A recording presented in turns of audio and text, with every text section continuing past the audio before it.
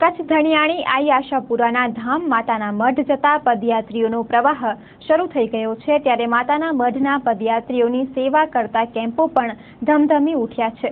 ભુજમાં છેલ્લા 7 વર્ષથી પદયાત્રીઓની સેવા માટે ભાવેશ લકી સેવા ટ્રસ્ટ અને લકી ગ્રુપ દ્વારા ભુજ ખાતે આરટીઓ રિલોકેશન સાઇટ ખાતે આ વર્ષે એસી સેવા કેમ્પ શરૂ થનાર છે। આવતીકાલથી શરૂ થનાર આ સેવા કેમ્પ માત્ર કચ્છ જિલ્લાનો જ નહીં પણ સમગ્ર ગુજરાતનો સૌપ્રથમ વાતાનુકૂલિત સેવા કેમ્પ બની રહેશે।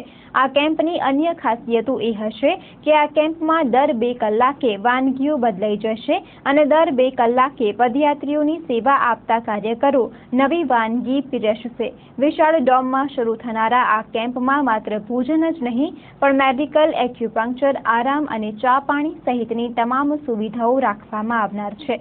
આ કેમ્પના આયોજન અંગે ભાવેશ લકી સેવા ટ્રસ્ટના આગેવાન શ્રી જયંતિલાલભાઈ ઠક્કરે ચંચળ ન્યૂઝ સાથે વાત કરી હતી।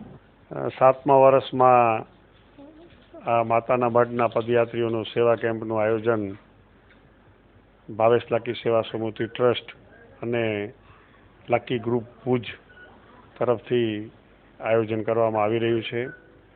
આ વર્ષનો કેમ્પ અમારી સંસ્થા સમગ્ર રાજ્યમાં ક્યાં પણ થયું હોય એવો કેમ્પ કરવાના અને પદયાત્રીઓને સેવા માટે આખો વાતાનુકૂલિત એટલે એસી કેમ્પ કરવાનું આયોજન કરવામાં આવેલ છે।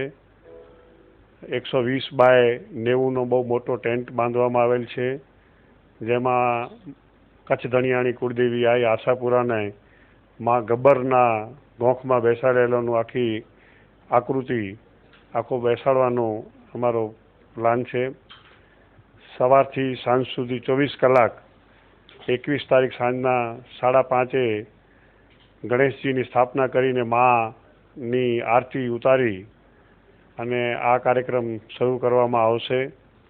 આ કાર્યક્રમ શરૂ થયા પછી 24 કલાક 25 તારીખની સવાર સુધી હર 2 કલાકે આઇટમો બદલતી જશે અને અમારા પ્રયત્નો છે કે આ પ્રસાદનો લાભ અમે વધુમાં વધુ પદયાત્રીઓ, શહેરીજનો અને અહીંયાથી પસાર થતા વાનવાળા, માતાના મઢ જતા પદયાત્રીઓ અને વાનવાળાઓ તમામને અમે સુવિધા નાસ્તાની, પ્રસાદની અને વિવિધ વાનગીઓ સહિત આપવાની અમારા પ્રયત્નો રહેશે।